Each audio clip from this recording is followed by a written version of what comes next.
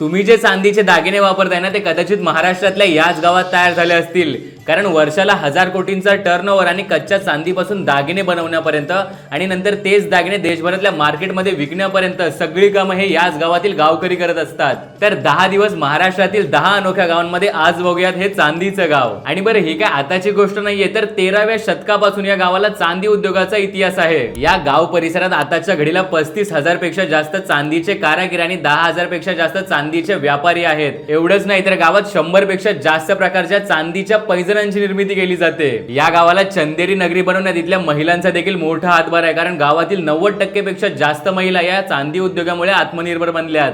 सुरुवातीला फक्त काही कुटुंबांपुरता मर्यादित असलेला हा उद्योग आता संपूर्ण पंचक्रोशीत पसरला आहे आणि या गावांमधून दरवर्षी 100 कोटींचा तर फक्त टॅक्सच भरला जातो। गावातल्या प्रत्येक घराघरांमध्ये तुम्हाला चांदीचे कारागीर, उद्योजक आणि कारखाने अशा प्रकारे बघायला मिळतील। तर हे गाव आहे आपल्या कोल्हापूर जिल्ह्यातील हुपरी। तर उद्योगात भरारी घेतलेलं हे चांदीचं गाव तुम्हाला कसं वाटलं मला कमेंट करून नक्की सांगा।